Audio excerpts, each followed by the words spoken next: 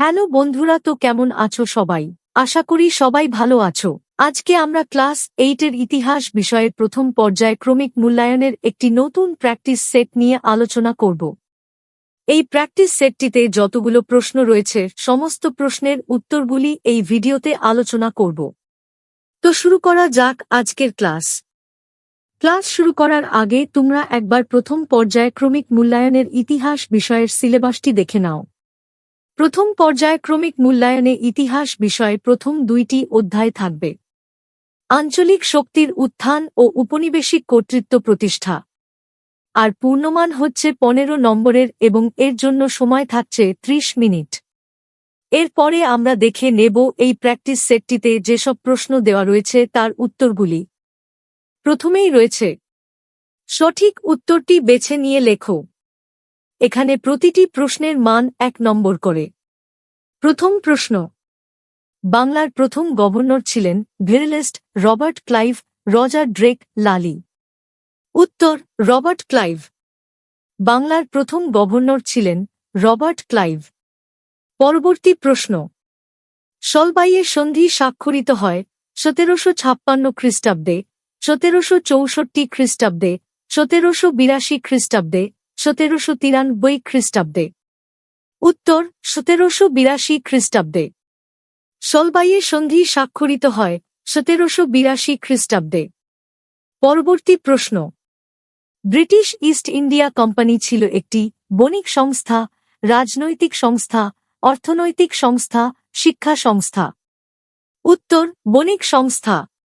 British east India company ছিল একটি বণিক সংস্থা। এর পরে রয়েছে নিচের প্রশ্নের উত্তর দাও। এখানে প্রতিটি প্রশ্নের মান 1 নম্বর করে। প্রথম প্রশ্ন, কোন নগরকে জাহাঙ্গীরনগর বলা হয়? উত্তর, ঢাকাকে জাহাঙ্গীরনগর বলা হয়। পরবর্তী প্রশ্ন, সঠিক উত্তরটি নির্বাচন করো।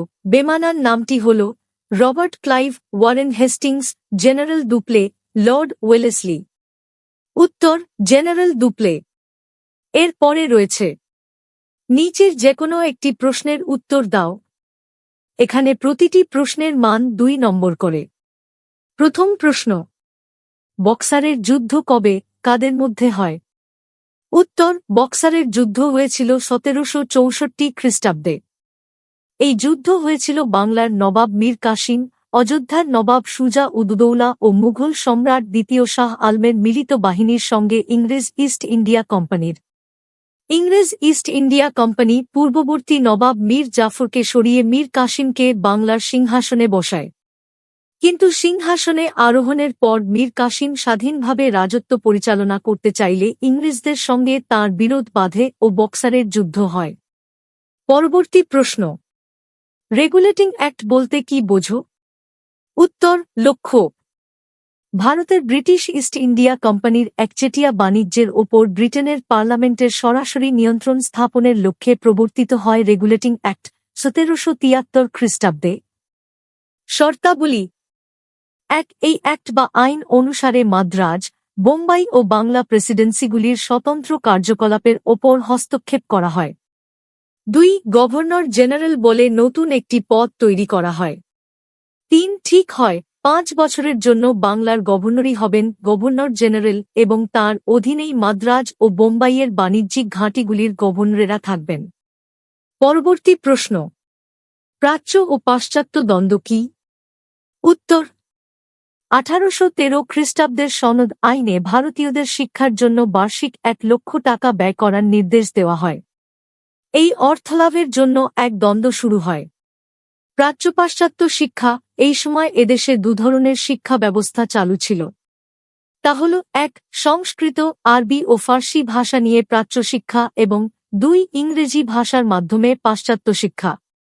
প্রাচ্য পাশ্চাত্য দ্বন্দ্ব, জেমস প্রিন্সেপ প্রমুখ প্রাচ্য শিক্ষার পক্ষে এবং ট্রেভেলিয়ান প্রমুখ পাশ্চাত্য শিক্ষার পক্ষে ছিলেন। পরিণতি, সরকার কর্তৃক বরাদ্দ 1 লক্ষ টাকা কোন খাতে ব্যয় করা হবে তা নিয়ে এই 2 পক্ষের দ্বন্দ্ব চলতে থাকে 1813 খ্রিস্টাব্দ থেকে 1835 খ্রিস্টাব্দ পর্যন্ত। মেকলের মন্তব্যে এই দ্বন্দ্বের অবসান ঘটে। এর পরে রয়েছে নিচের যেকোনো একটি প্রশ্নের উত্তর দাও। এখানে প্রতিটি প্রশ্নের মান 3 নম্বর করে। প্রথম প্রশ্ন, ৭৬-এর মন্বন্তর কেন হয়েছিল? এই মন্বন্তরের ফলাফল কি হয়েছিল? উত্তর, 18 শতকের মধ্যভাগে বাংলার আর্থসামাজিক ক্ষেত্রে এক নেতিবাচক ঘটনা ছিল ৭৬-এর মন্বন্তর। সময়কাল ১৭৭০ খ্রিস্টাব্দ তথা ১১৭৬ বঙ্গাব্দে বাংলায় ৭৬-এর মন্বন্তর ঘটেছিল। প্রেক্ষাপট ১৭৬৫ খ্রিস্টাব্দে দেওয়ানি লাভের পর ১৭৭২ খ্রিস্টাব্দ পর্যন্ত বাংলায় দ্বৈত শাসন চলেছিল। এই সময়কালে ব্রিটিশ ইস্ট ইন্ডিয়া কোম্পানির একমাত্র লক্ষ্য ছিল যত বেশি সম্ভব রাজস্ব আদায় করা। পরিণতি ৭৬-এর মন্বন্তরের পরিণতি হিসেবে বাংলায় ভয়ানক দুর্ভিক্ষ দেখা দিয়েছিল। ঠিকমতো বর্ষা ও জলসেচের অভাবে কৃষিকাজ নষ্ট হয়েছিল। অভাবের তাড়নায় কৃষকরা গরু, মহিষ, কৃষিযন্ত্রপাতি এমনকি পুত্রকন্যাদেরও বিক্রয় করে দিতে বাধ্য হয়। পরবর্তী প্রশ্ন, ১০ সালা বন্দোবস্ত কোম্পানি কেন চালু করেছিল? উত্তর, লর্ড কর্নওয়ালিস ১৭৮৯ খ্রিস্টাব্দের ১০ ফেব্রুয়ারি বাংলা ও বিহারে এবং ১৭৯০ খ্রিস্টাব্দে উড়িষ্যায় রাজস্ব আদায়ের ক্ষেত্রে জমিদারদের সঙ্গে ১০ বছরের জন্য ভূমি বন্দোবস্ত করেছিলেন। একে ১০ সালা বন্দোবস্ত বলা হয়।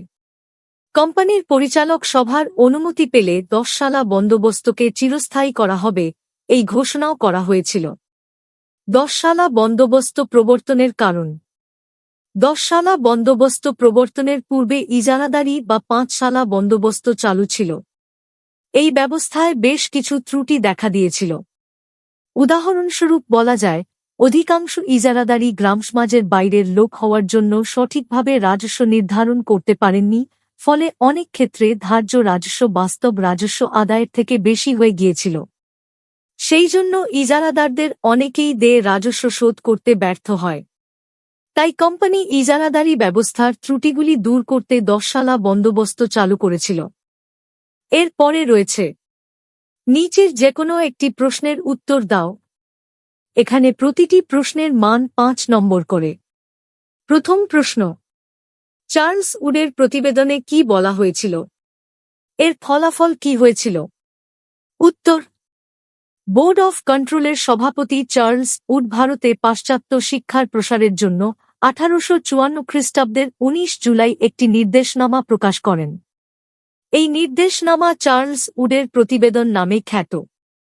চার্লস উডের সুপারিশ। উডের নির্দেশনামা বা প্রতিবেদনের সুপারিশগুলি হল: ১. শিক্ষার প্রসারের জন্য স্বতন্ত্র শিক্ষা বিভাগ গঠন করা। ২. কলকাতা, বোম্বাই ও মাদ্রাজে একটি করে বিশ্ববিদ্যালয় প্রতিষ্ঠা করা। ৩. সুদক্ষ শিক্ষক তৈরির জন্য শিক্ষকদের প্রশিক্ষণ বা টিচার্স ট্রেনিং কলেজ স্থাপন করা। ৪. দেশীয় ভাষার মাধ্যমে সাধারণ শিক্ষা প্রদান করা। ৫. নারী শিক্ষার প্রসার ঘটানো। চার্লস উডের সুপারিশের ফলাফল। চার্লস উডের নির্দেশনামা প্রকাশিত হওয়ার ফলে ১. ১৮৫৫ খ্রিস্টাব্দে বড়লাট লর্ড ডালহৌসি বাংলা, বোম্বাই, পঞ্জাব প্রভৃতি প্রদেশে শিক্ষাদপ্তর প্রতিষ্ঠা করেন। ২. ১৮৫৭ খ্রিস্টাব্দে কলকাতা, বোম্বাই ও মাদ্রাজে বিশ্ববিদ্যালয় প্রতিষ্ঠিত হয়। পরিশেষে বলা যায়, ভারতে পাশ্চাত্য শিক্ষা বিস্তারের ইতিহাসে উডের প্রতিবেদনের ফলে ১৮৮২ খ্রিস্টাব্দের মধ্যে সারা ভারতে সরকারি বিদ্যালয়ের সংখ্যা হয় ১৩২৩টি, যা ১৮৫৪ খ্রিস্টাব্দে ছিল মাত্র ১৬৯টি। এই সময় বেসরকারি উদ্যোগেও বহু বিদ্যালয় প্রতিষ্ঠিত হয়। পরবর্তী প্রশ্ন, পলাশীর যুদ্ধের গুরুত্ব লেখো। উত্তর, সূচনা: বাংলার শেষ স্বাধীন নবাব সিরাজউদ্দৌলা ও রবার্ট ক্লাইভের ব্রিটিশ বাহিনীর মধ্যে সংঘটিত পলাশীর যুদ্ধের গুরুত্ব বা ফলাফল ছিল সুদূরপ্রসারী। ঐতিহাসিকরা মনে করেন যে, পলাশীর যুদ্ধের মতো আর অন্য কোনো যুদ্ধের ফলাফল এত ব্যাপক বা এত প্রত্যক্ষ এবং এত স্থায়ী ছিল না। পলাশীর যুদ্ধের গুরুত্ব: ১. বাংলায় কোম্পানির আধিপত্য প্রতিষ্ঠা। পলাশীর যুদ্ধে জয়লাভের পর বাংলায় ব্রিটিশ ইস্ট ইন্ডিয়া কোম্পানির রাজনৈতিক আধিপত্যের সূচনা ঘটে। এই সূত্রে কোম্পানি সারা ভারতে নিজেদের আধিপত্য বিস্তারের উদ্যোগ নেয়। 2. ভারতে আধিপত্যের সূচনা। বাংলায় রাজনৈতিক আধিপত্য প্রতিষ্ঠার সূত্র ধরে সারা ভারতে ব্রিটিশ ইস্ট ইন্ডিয়া কোম্পানি নিজেদের আধিপত্য বিস্তারের উদ্যোগ নেয়। বাংলার সম্পদকে কাজে লাগিয়ে ভারতের অন্যান্য অঞ্চলগুলিকেও ব্রিটিশরা নিজেদের অধিকারে আনার চেষ্টা শুরু করে। 3. বাণিজ্যে কর্তৃত্ব প্রতিষ্ঠায়। পলাশির যুদ্ধে জিতে কোম্পানি বিনা শুল্কে বাণিজ্যিক অধিকার বা দস্তকের প্রযোগ ঘটাতে শুরু করে। ফলে বাংলার ব্যবসা বাণিজ্যে ব্রিটিশ ইস্ট ইন্ডিয়া কোম্পানির একচেটিয়া কর্তৃত্ব স্থাপিত হয়। 4. সম্পদের বহির্গমন। পলাশির যুদ্ধ জয়ের পর থেকে কোম্পানি ও তার কর্মচারীরা স্বনামে ও বেনামে বিপুল পরিমাণ অর্থ ও সম্পদ ইংল্যান্ডে পাচার করতে শুরু করে। ঐতিহাসিক ব্রুকস অ্যাডামস এই ঘটনাকে পলাশির লুণ্ঠন বলে উল্লেখ করেছেন। 5. নেপথ্য স্রষ্টা হিসেবে। যুদ্ধে জয়ী হয়ে কোম্পানি বাংলায় নেপথ্য স্রষ্টার ভূমিকা নেয়। ব্রিটিশদের নিয়ন্ত্রণে অর্থের বিনিময়ে একে একে মীর জাফর, মীর কাসিম, নজমুদ্দৌলা প্রমুখ নবাব হন। বাংলার নবাবগণ এরপর ইংরেজদের হাতের পুতুলে পরিণত হন। 6. নতুন যুগের সূচনায়। পাশ্চাত্য শিক্ষা ও ভাবধারার স্পর্শে ব্রিটিশ শাসনাধীন ভারতীয় সমাজের নবজাগরণ ঘটে। ফলে মধ্যযুগের অবসান ও আধুনিক যুগের সূচনা ঘটে। এখানে তোমরা অনেকেই প্রশ্ন করো যে এই ক্লাসগুলির পিডিএফ ফাইলটি দেওয়া হলে খুব ভালো হতো। আসলে প্রতিটি ক্লাসের পিডিএফ ফাইলটি আমি হোয়াটসঅ্যাপ গ্রুপে দিয়ে দিই। তোমরা হয়তো আমাদের হোয়াটসঅ্যাপ গ্রুপে এখনো যুক্ত হওনি। হোয়াটসঅ্যাপ গ্রুপের লিংক এই ভিডিওর ডিসক্রিপশন বক্সে দেওয়া রয়েছে। এই লিংকে ক্লিক করবে, তারপর তোমাদের মোবাইল স্ক্রিনে এই ধরনের একটি ইন্টারফেস দেখতে পাবে। দেখো এখানে মাহাতো স্টাডি ক্লাস 8 লেখা রয়েছে এবং তার নিচে লেখা রয়েছে ভিউ চ্যানেল। তো ভিউ চ্যানেল এর উপর ক্লিক করবে, তারপর তোমরা অটোমেটিক হোয়াটসঅ্যাপ এর মধ্যে পৌঁছে যাবে। তারপর আমাদের গ্রুপটি দেখতে পাবে। দেখো উপরের দিকে লেখা রয়েছে মাহাতো স্টাডি ক্লাস 8 এবং তার পাশেই ফলো লেখা রয়েছে, সেখানে ক্লিক করবে, তবেই তোমরা আমাদের হোয়াটসঅ্যাপ গ্রুপে যুক্ত হয়ে যাবে। এরপর স্টেপ বাই স্টেপ আমি দেখিয়ে দিচ্ছি যে কিভাবে তোমরা পিডিএফ ফাইলটি ডাউনলোড করবে। একবার এই প্রসেসটি দেখে নাও, তাহলেই তোমরা সমস্ত পিডিএফ ফাইল ডাউনলোড করতে পারবে। প্রথমেই তোমরা তোমাদের মোবাইলের হোয়াটসঅ্যাপ অ্যাপসটি ওপেন করবে। তারপর দেখবে উপরের দিকে 3টি বটন রয়েছে, চ্যাট, আপডেট, কল। তোমরা আপডেট বটন এ ক্লিক করবে, তারপর নিচের দিকে আমাদের গ্রুপটি দেখতে পাবে, সেখানে ক্লিক করবে।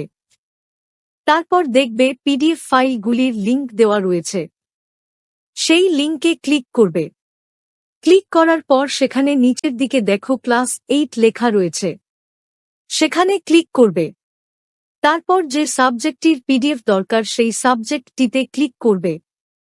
আমি তোমাদের ইতিহাসের একটি নোট ডাউনলোড করে দেখিয়ে দিচ্ছি।